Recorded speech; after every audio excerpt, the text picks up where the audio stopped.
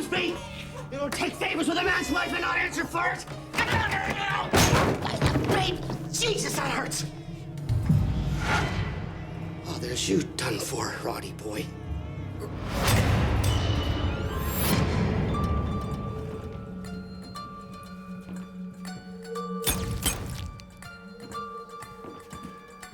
What have we here? Roderick Roddy Grimesby, 45, part-time dock worker, full-time drunk, according to the neighbors. Alcoholic, drinks himself to death. Not that unusual. Why was I called? The cause of death is still unknown, Detective. Quite right, Doctor. Have you a time of death? Between 4 and 5 a.m. this morning. Oh, very good. George, this Stanley Polk, the man who found the body, why was he here? He came seeking satisfaction, sir, I beg your pardon? for his wife's liaisons with the deceased here. Ah, thus the broken down door. I'd like to have a word with him, George. Sir.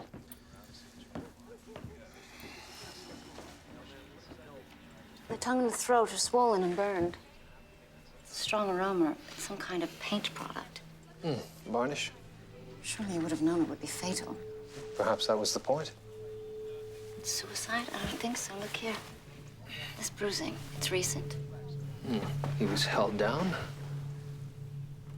By the shape of it, I would say the attacker was right-handed. And he poured varnish down his throat. Murder. Detective Stanley Polk. There he is, the stinking pile Mr. of Polk, sheep. I'm Detective William Murdoch. I take it the door was locked when you arrived, Mr. Polk? I didn't crack my shoulder for exercise. No, I guess not. And when you broke down the door, this is how you found Mr. Grimesby. Face down in his own filth. Fitting, I'd say.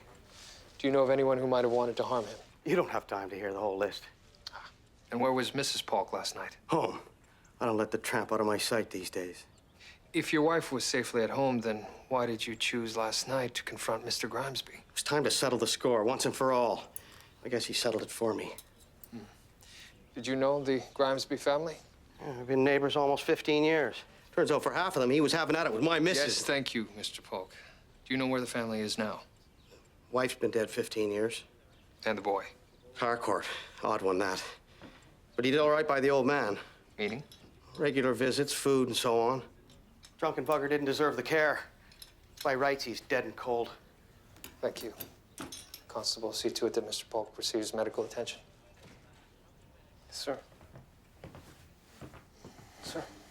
Do you really want to let him go? I mean, the cheated-on husband? George, the attacker was right-handed. He's still here. He's still here.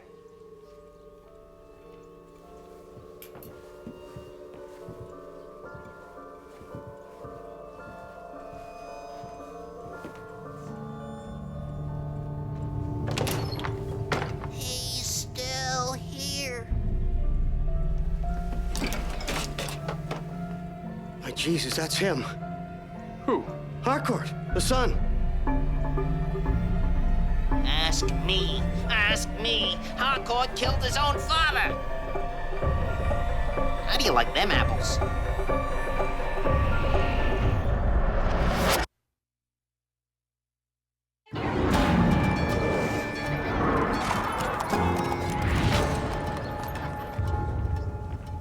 Hey, what's your name? Copper?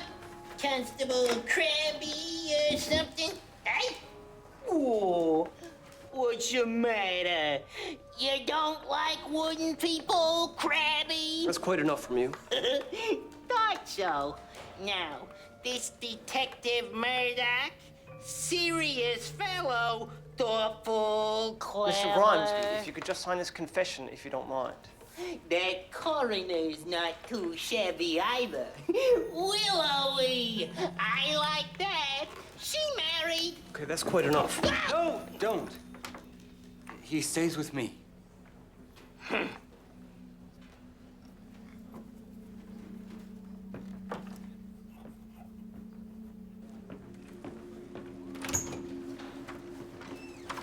Everything all right, Constable? Fine, sir.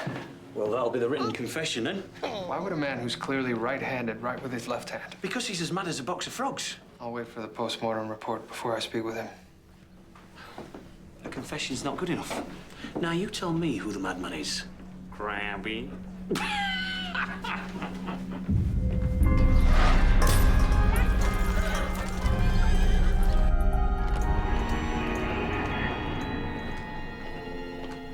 Good timing, William. Have opened Mr. Grimesby up. Excruciating death, I should think. Someone wanted him to suffer, perhaps suggesting a personal motive. Yes, well, Harcourt was a drunkard's son. And you, of all people, should understand the motive. I suppose so. You sound convinced. Well, for years, Harcourt played the good son, caring for an undeserving father. Why choose now to kill? Maybe it simply had enough. I suppose. What about the eyes? One dark, one light. A condition called heterochromia, usually a genetic phenomenon. Oh, genetics. Heady stuff. I read Gregor Mendel's experiments in plant hybridization last July at the beach. For some light summer reading. Yes. I'll need a sample of the stomach contents to verify the poisoning by varnish. A mystery under every rock, eh, William? Yes?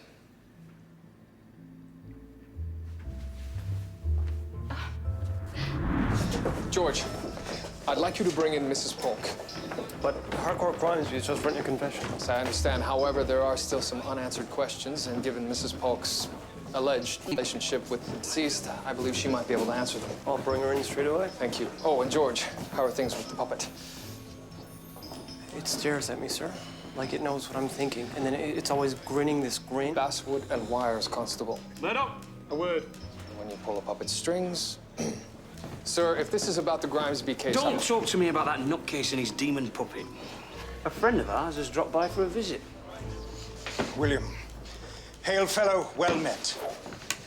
Mr. Doyle. I am delighted to see you. And it's Arthur, please. My God, you're looking fit. Thomas, have you shared my news with our detective? I thought I'd leave that to you, Arthur. My office. News? Brace yourself, William, for I've decided to base my next creation, my next great detective on you. Me? Well, not you precisely, but a character very similar. Colonial detective. New world meets old world, science meets sleuthing. But I thought you were basing your next Sherlock Holmes novel on the inspector's idea of the vicious hound that kills the man in the Scottish Highlands. Much more compelling, I should think. Yes, and I just may, someday. But unfortunately, Mr. Holmes and I remain at tiresome loggerheads. You are the fresh blood needed to fire my imagination. But I'm working on a case currently. Oh, nonsense. The inspector tells me you already have a confession. True. However, this case is more complicated than we had originally thought. That's the first I've heard of this. I'll hardly be any bother at all. I've already decided that I will use a real-life case as the basis of my story. I merely require you to guide me through your process and allow me on occasion to observe your methodology. What say you? Do you really think that people are interested in reading about investigations that are over and done with? Cold cases, if you will. Yes, I do. So much so that I believe that my little idea will generate a lot of publicity for this station house. Then again, of course, fame can be such a nuisance. Murdoch, on second thoughts, what would be the harm, really? Sir, with all due respect, And what better case to let Arthur Conan Doyle observe than one that's already solved? Impress him with your usual zeal to see that even the scoundrels, the obviously guilty, get a fair crack of the whip.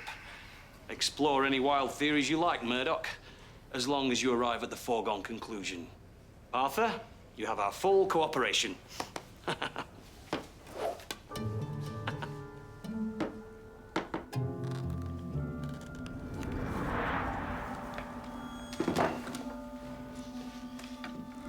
Give me some soup.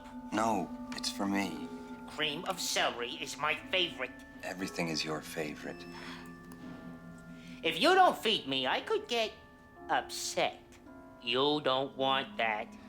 I need food. You're made of wood. Wood doesn't get hungry. Where shall we begin, Detective? Perhaps with the interrogation of your suspect. That would be improper, I'm afraid. No, then I suppose I'll just dive into the research of my cold case. Which case would that be? It's the death of an elderly Chinese gentleman this March 22nd. I read about the trial when I was last here. Stayed with me ever since. I believe you're referring to the Lee case? Oh, precisely. As I recall, the victim was beaten to death. An open and shut case. Why would it be of interest to you? Well, the Chinese community is an exotic backdrop. Now, how would you handle this case, Detective? I would visit the crime scene. Long gone, unfortunately. Next. Speak to the witnesses. Well, presumably in the files. Could you arrange for me to see them? Yes, I'll have Constable Crabtree see to it. Next step. I would speak to the doctor that conducted the post-mortem. Ah, the lovely Dr. Ogden. Yes, it will be a great pleasure to see her again. Soon have your chance. William, I have Mr. Doyle, what a lovely surprise. Dr. Ogden, enchanting as always. I wonder if I might speak with you. Speak with me. Yes, I'm conducting research on my new book, partially inspired by Detective Murdoch. A most intriguing idea.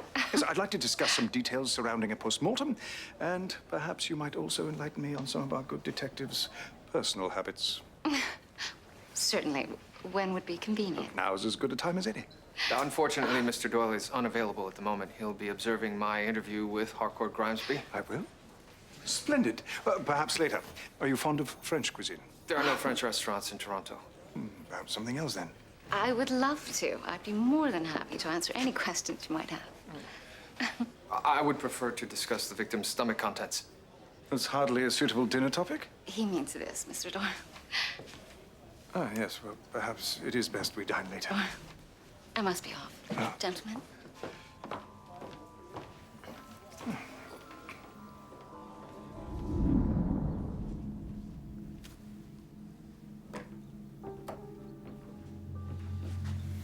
Oh, a belly speaker, no less, from the ancient Greek bal ob, meaning spirit voices emanating from the ventriloquist's stomach. Thank you. Meet Harcourt Grimesby and Mycroft. Oh, a name I'm all too familiar with. You know, I saw Fred Russell and his puppet Joe at the Palace Theatre.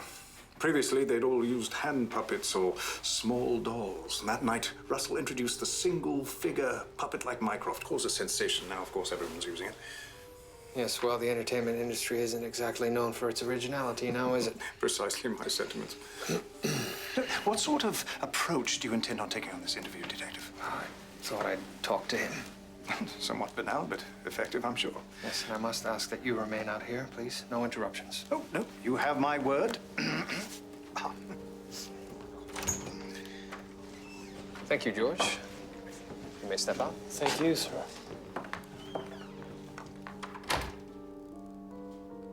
Good afternoon, Detective Murdoch.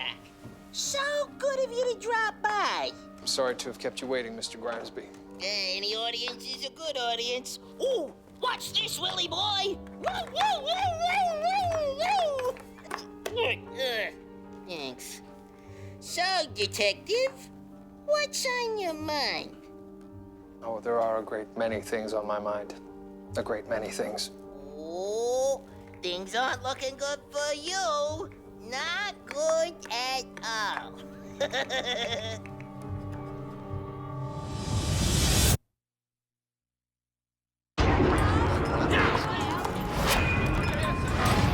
I don't understand these questions. My father was a violent, drunken terror who drove my mother to suicide. What more do you need to know? Please bear with me. This is strictly for our records, and establishing a timeline would be a great help in that regard. Oh, ask me. I know. Please, sir, I will have the puppet removed. No, please. He'll be good. I really must insist. Otherwise... Pardon me.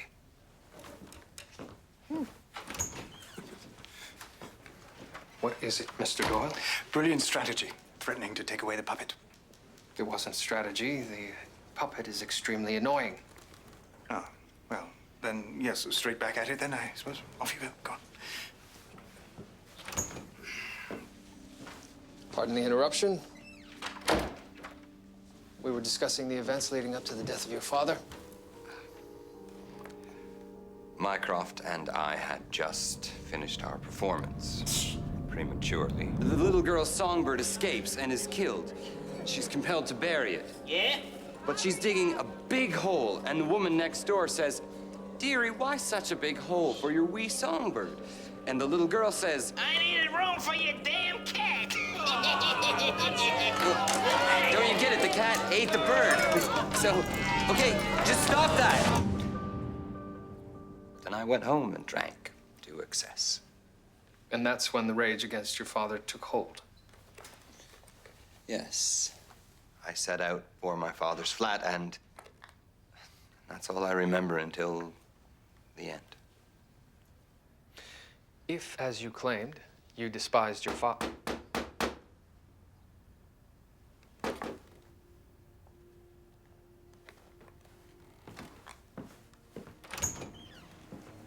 You gave me your word, Mr. Doyle. Yes, but is it not unusual that Harcourt, if he was so hell-bent on murder as he says he was, that he brought his puppet along? I don't know. Why don't you ask him yourself?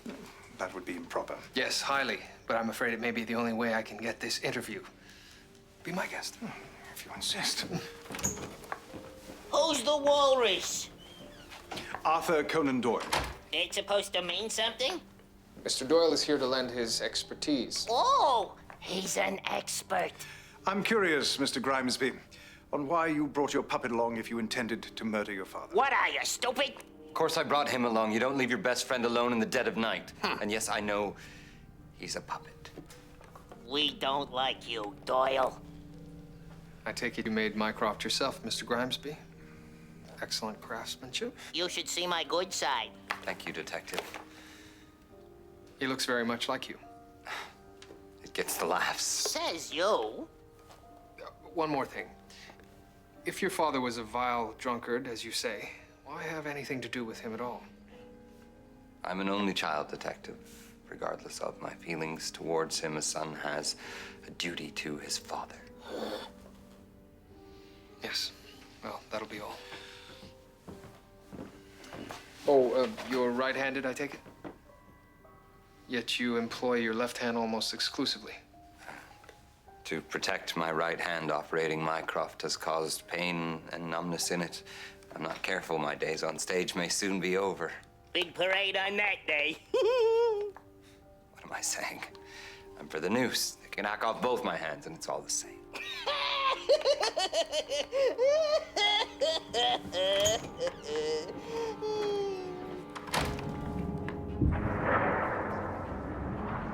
Might he be angling for an insanity defense? Spare himself the noose. And guarantee a wretched life in an asylum. Well, you were even throughout. Never judgmental. You praised the accused. Do you pity the doomed? Fragile psyche like Harcourt's requires a delicate approach. He seemed uncomfortable in his own skin, didn't he? Mind you, I suspect I'd feel the same way were I constantly barraged with insults by my own puppet. There does seem to be no love lost on the puppet's part. What are you suggesting? Merely an observation. He claims that his right hand pains him with numbness. Yet, the killer used the right hand to hold the victim down.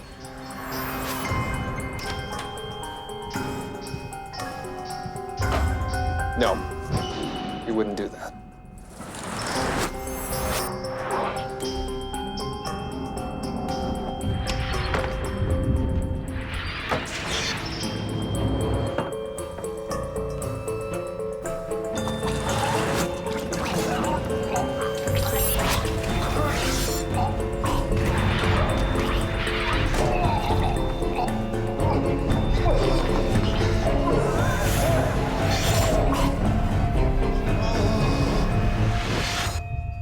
And in a drunken rage, he thought to lock the door. The Lee murder file, Mr. Doyle? Yes, thank you very much, Constable. I don't know why you're interested in this particular case. It's rather open and shut. No secret panels or whatnot. The suspect, Mr. Singh, is he incarcerated? He is, awaiting the news, I believe. Unfortunate. I suppose for him, although he was found standing over the deceased. Was he? Yes, the other tenants in the rooming house heard the victim moaning in distress and the police were called. Could you find out for me where he's being held? Right away. I think it's quite something that you're basing your new novel on Detective Murdoch. He's got an uncanny grasp of the criminal mind and just an unbelievably observational eye. Yes, you see, all these platitudes are well and good, Constable Crabtree, but what I really need to know is how he thinks. Platitudes. Sounds like you're talking about a sea creature, sir. Yes, I believe that you're thinking of the platypus. I don't believe I am. George, has Mrs. Polk arrived yet? She has. She's in the interview room. Very good. Now, go immediately to Harcourt's flat. Retrieve any and all bottles of shellac, varnish, lacquer, anything of the sort. I wish to compare their contents to what we find in Roderick Grimesby's stomach sample. No, sir. We have found a bottle of varnish there at the crime scene. Yes, but someone took the time to pour the varnish from a can into a bottle. So if we find that same varnish at Harcourt's, furthers our case. Precisely. The only thing is, I was about to help Mr. Doyle find... I'm sure it can wait. So, William, I sense a reluctance on your part in this endeavor of mine. Mr. Doyle. Arthur. Arthur, how do I provide you with insight into my mind? It simply works as it does. There you are, Arthur. Creative juices flowing, I trust. All is well? Excellent. I've got a stomach that thinks its throat's been cut. Perfect opportunity for lunch, yes? Yes, is there ale involved, Inspector? Is the Pope a Catholic, Arthur? Well, in that case, I'm your man. I've also had the idea of adapting my Hounds of the Highlands to one of your new stories. My character is investigating a terrible murder over at Scarborough Cliffs. Murdoch, of course, is assisting me. Come on, I'll tell you on the way. Bluffs, sir. Scarborough Bluffs. Roddy never gave me a key. Afraid I'd get into his booze. Would you have? Of course. Mrs. Polk, where were you this morning between 3 and 6 a.m.? Home. The husband Stanley says he's got the nerve up to take it to Roddy. I says, rubbish. You've not got the nerve, you spineless fish. Which is why I've been flying me flag on account of your girly aspect.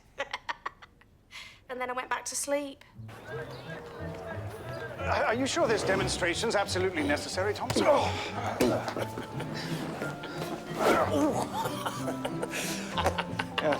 Note the form, Arthur. My character in battle against that ferocious hound on the cliffs. Yes, of course. The climactic boxing match between man and dog. Fine form. What about Murdoch? Oh, can't fathom in one little bit. Just spends half his time sitting and thinking. You know, but he's done well. All because of you. Indeed, indeed. But he lacks the fighter's instincts to turn the screws. A little fear of God gets results. None of this let's sit down and have a nice little friendly chat business.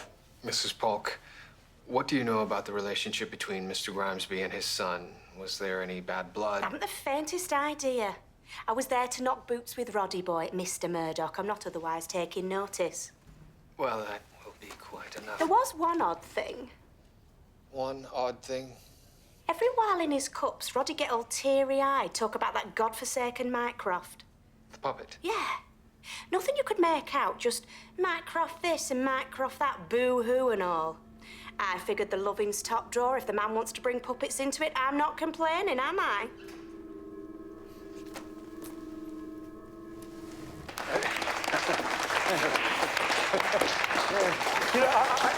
Thank you, Thomas. I was wondering if I could meet the suspect in the Lee case, Mr. Singh. Suspect? Oh, yes, I find it as important to understand the psychology of the villain as it is the hero. I suppose it can be arranged, but I doubt you'll get much. Why? Well, my understanding is that when they raided the flat, they found a room full of roots and herbs. Most likely an opium eater. Bit doolally, I expect. Yes, well, nonetheless, if I could speak to him, I'd be in your debt. Repay me with another pint, Arthur. Splendid. These are samples of the varnishes found in Harcourt Grimesby's home. Methanol, ethanol, isopropanol, and methyl isobutyl ketone. In other words, he only used high-quality shellac on his puppet. Yes. Now, the stomach contents.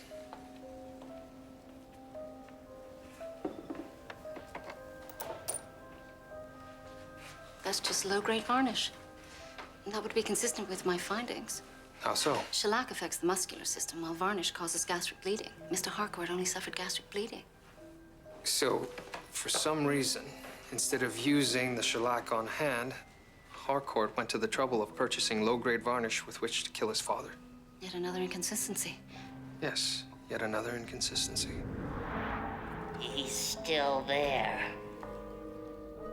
Shut up. What did you do? What did you do? Shut up, you What creature. did you do? What did you do? Shut up! Shut up! Shut up!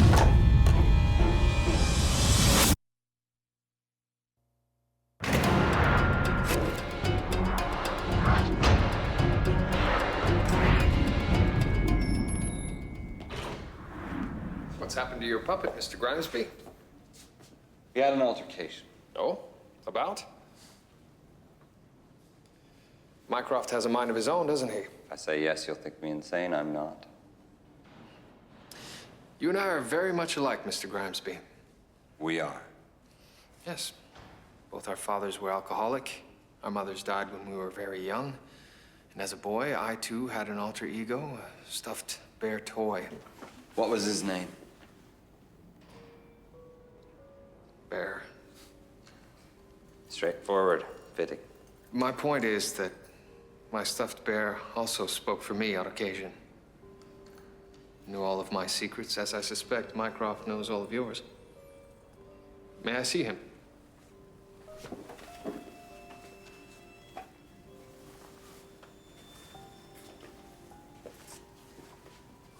You take very good care of him, don't you? He can be difficult, but he means no harm. I think he likes you, Detective. He's very glossy. It's shellac, I assume? Strains the budget, but he's worth it. Yes, low-grade varnish would damage the basswood, wouldn't it? I wouldn't dream of using this stuff. Then how is it your father came to be poisoned by cheap varnish? We've taken very careful note of your father's injuries. They are not consistent with poisoning by shellac. You must be mistaken. Why are you so determined to hang for this crime? Let me help you.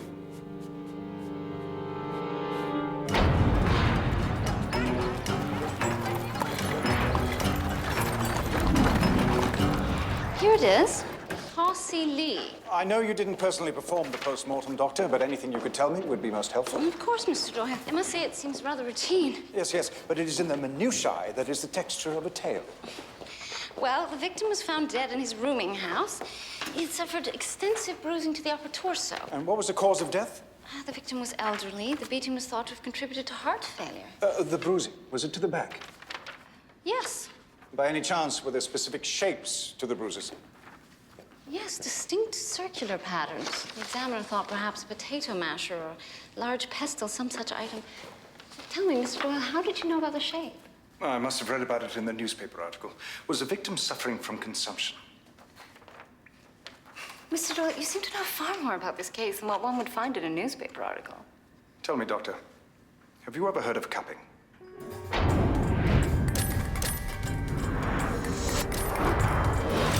Always with the blackboard, Murdoch. Always with the blackboard.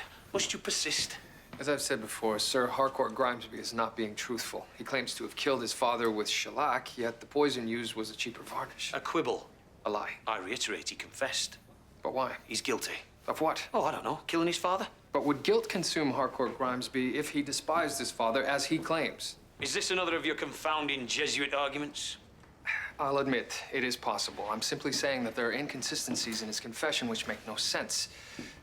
Unless... Bloody hell, Murdoch, say it, unless what?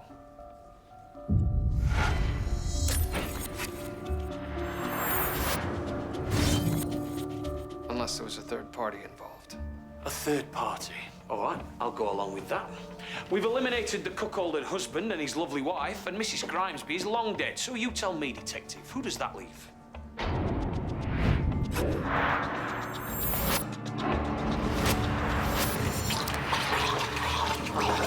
Stop it!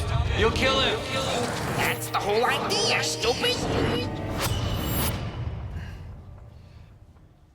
I have no relevant theory at the moment, sir.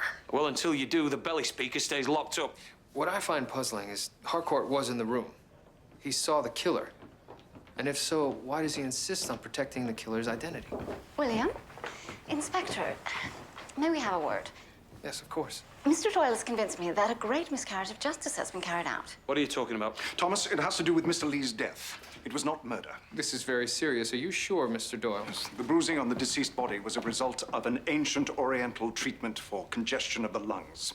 It's a technique called cupping. Cupping? What the bloody hell's that? Yes, I've heard of this technique. It involves a heated cup placed on the skin to create a partial vacuum. Drawing off the underlying tissues, and after a few moments, the blood is drawn to the surface of the skin. Yes, much like what is the colloquialism? Love bites.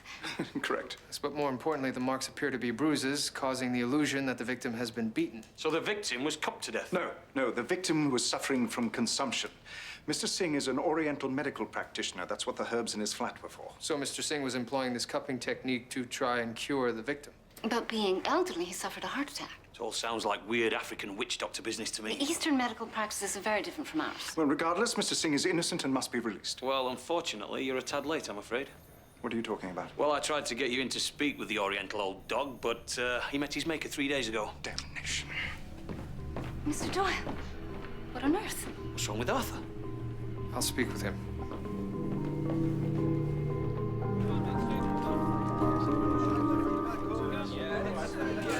Hey!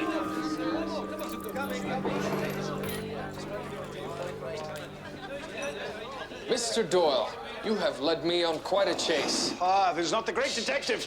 Staring blankly in the face of death without skipping a beat. Sir, I am not Sherlock Holmes. Now please tell me what is going on. What are you talking about, sir? You're not here to write some book about me, are you? Barkeep, another! Whatever it is you are doing here has something to do with this cupping incident. You know, my reasons for being here are my own, damn it. Damn it all to hell!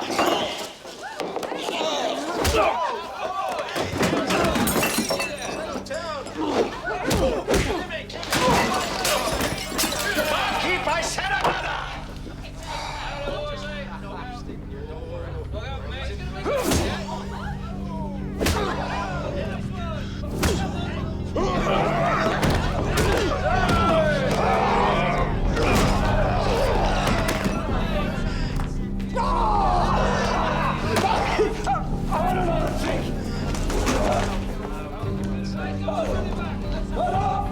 You can't do this to me, Murdoch. I demand to speak to Inspector Brackenridge. You will speak to him, Mr. Doyle, once you are sober. You can't do this to me! I demand to speak to Inspector Crap and Pee! That all you got, Doyle? Huh? Oh, something on your mind, Doyle?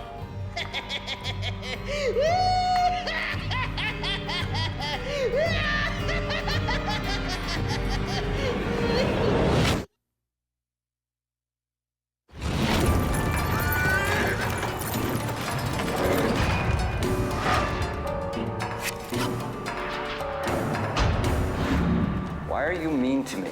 You know. But I've done so much for you. I made you part of the family. Oh, now we're brothers, are we? I tried. Yeah, big deal. Ooh, the pugilist waits. How's your head, Doyle? How's your nose, puppet? Oh, clever. You should be a writer. Sherlock Schmerlock. You did what? Doyle was drunk and disorderly, sir. Chuffing on Murdoch, he's not a thug. Drag him out the pub, let him cool down, yes, but don't lock him up. The man is a literary lion, possibly the world's greatest living author. And now he's locked up in a jail cell like a common ruffian. Miller, release him! If the broadsheets get hold of this, we'll be demonized.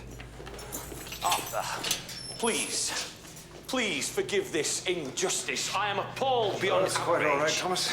I beg your pardon, but like bloody hell it is. Allow me to buy you breakfast by way of atonement. Welcome gesture, Thomas. Murdoch, I believe you have something to say. Yes, sir. Inspector, if I might have a word alone with the detective, I'll be with you straight away. If you insist. Set this straight. Arthur. William, I apologize profusely. I behaved a fool. Hey, I'm the one you punched, Frame. Talk to me. Would someone please put a termite up that puppet's apple cart? Oh, now that is just rude. I have an apple cart? It's enough, Mr. Grimesby. Apologies notwithstanding, Mr. Doyle, I dare say your behavior last night was not entirely the fault of Drake. Yes, I suppose not. Tui's very ill. Tui? It's my wife, Louise.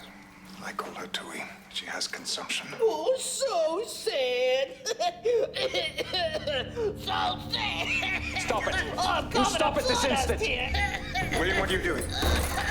Uh-oh. George, get in here. William! Get him away! No! Leave him alone! Give him back! Please! Come, Arthur. Please, please, please, please, please, give him back! Give him back, please! You and I, William, have much in common. My father, like yours, was a terrible alcoholic. I felt my only hope was to have him committed. He died recently. I'm sorry. And now Tui's illness. Same that took your Liza. Is that the reason for the interest in the Lee case? Consumption. So I've traveled extensively seeking some cure. After I left Toronto, I traveled the Midwest, Chicago. There I met a man who told me about cupping. So I've heard. Then I remembered reading about Mr. Lee's murder and the strange bruising. I realized there must be a practitioner here. That's why you returned. Yes, to confirm my suspicions. And to free the practitioner. Mr. Doyle, why not simply tell me? Pride, I suppose. Fear of failure, as is now the case. I'm becoming increasingly agitated, as last night plainly demonstrates. Mr. Doyle, I'm truly sorry for you, but I still don't believe you're telling me the truth. I assure you. There's a very large Oriental population in London. Surely you could have sought treatment for her there. Then what possible reason could I have for being here? I believe you're running, sir. Running? I know how painful it can be. Watching the woman you love slowly die. Powerless to do anything to help. How does one rise above it, William? You don't. You descend into it, and you cherish every moment you have left with each other. Mr. Doyle, go home. Be with her. Sir, pardon me, I thought you might want to know the suspect has become quite agitated since we took his puppet. That might not be a bad thing, George. Just keep an eye on him, please. Sir. If I may return the favor, William, of helpful words. An observation. Of course. Well, your prisoner and his puppet had a roiling bond between them. I've seen it. Its meaning escapes me. It's like a war of the wills or conscience, like I had on occasion with my brother. In fact, the puppet calls Harcourt his brother. Dismissively, but I think it may be significant. Oh, ask me! I know! Woo-hoo! Thank you, Arthur.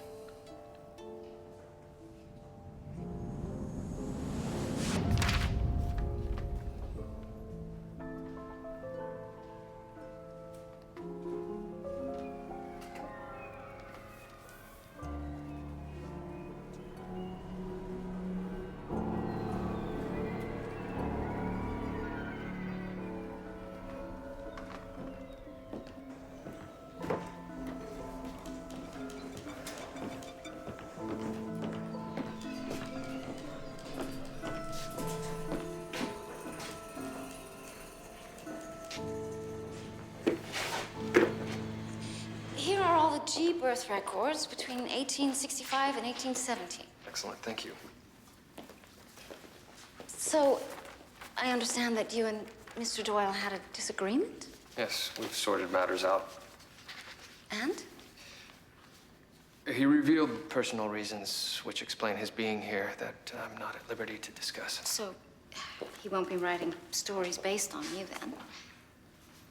Well, he didn't say exactly, but I'd rather expect not. Here we are. Baby Grimesby. Aha. What is it? There are 2 Grimesby birth certificates. 2? Mr. Doyle suggested that Harcourt and his puppet Mycroft were at a war of conscience, like brothers. There was a twin named Mycroft. Oh. I've been speaking to the wrong witness. I must speak to the conscience of the killer. He saw it all.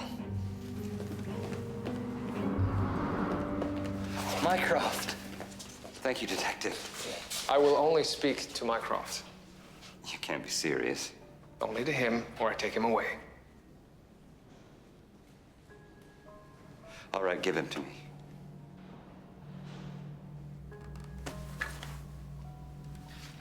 Mycroft? Why are there 2? 2 what? To what? Show me. I'm not speaking to you, Harcourt. Mycroft, in our first interview, you said, ask me. You said you knew what happened. There are 2 birth certificates. So now, tell me why. No, don't answer. It's a trick. Let Mycroft answer. No, Mycroft, don't. Mycroft, you've been wanting to tell me the whole time. You speak for Harcourt's twin brother. I don't have a twin. Be quiet. Look at it. Look. The birth record, 3 minutes after yours. It's not true. It's a mistake. He was there, wasn't he? You watched your twin brother murder your father. I did not. Who else would you be willing to go to the grave for? Huh? Stop. Harcourt! Stop. The truth is out. You can't protect your brother any longer. It's over.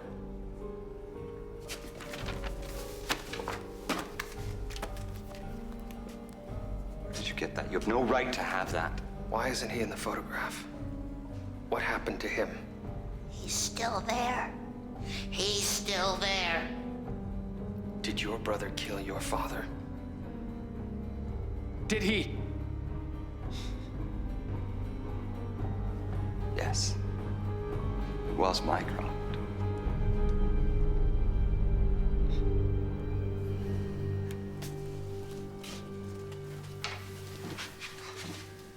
Why? Mother and father couldn't afford to keep us both. So Mycroft was given away at birth. Damn them, they didn't even tell me he existed. I had to find out from Mycroft himself. Mycroft found you. By accident. He saw a show poster with me on it and realized he had an identical twin. He wanted to be a part of the family, so I told him where our father lived. God forgive me. But you didn't know he was bent on revenge, or that he would frame you for the crime. Harcourt, the day of the murder. I went to look in on father.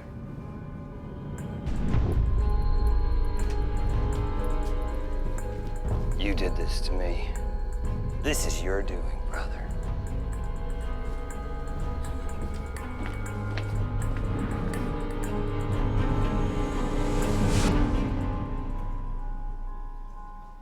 Where is he now?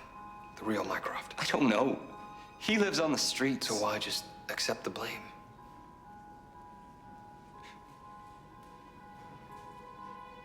I'm the reason that my brother lives in hell. I can also send him to the gallows. Don't you understand, detective? Why was I the one they kept? Why me?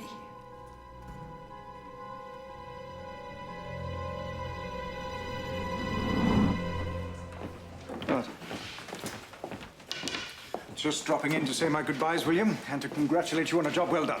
Thank you, Arthur. If you ever tire of this detecting business, may I say, a career as an alienist awaits. Still at it, the Grimesby murder, even though Harcourt's released? Well, we've yet to find Mycroft. I'm confident you'll apprehend him. You know, it's not the case that bothers me. It's the family decimated. Yes, family, as we can attest. So I thought you'd like to know. I've opted for the story of the hounds with my old friend Sherlock. Oh, the inspector will be thrilled. Yes, perhaps.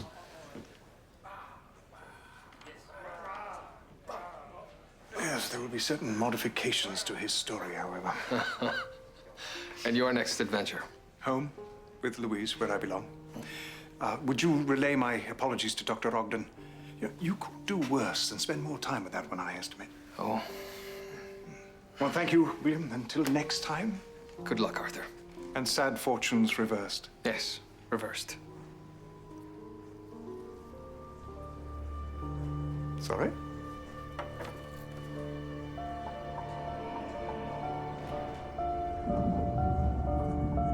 I can't believe it. It's been right in front of my eyes the whole time. What has? Look here. The boy's eyes. One dark, one light. Yes, the heterochromia. What of it? The eye colors. They're reversed. From what? From our suspect's eyes. We never had Harcourt Grimesby in custody. Was Mycroft all along? Oh, good God, sir. Where the devil is the real Harcourt Grimesby? He's still here. He's still here. Inspector!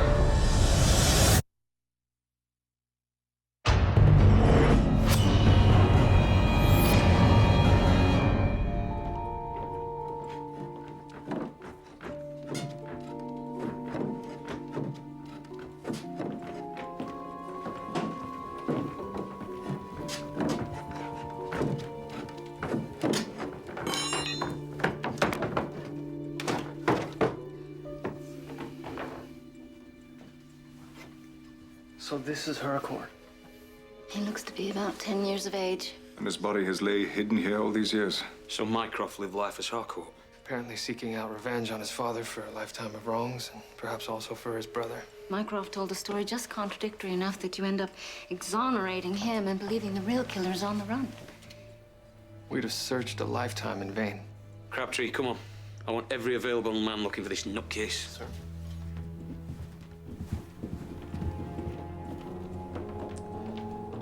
Harcourt Grimesby, my sincerest apologies.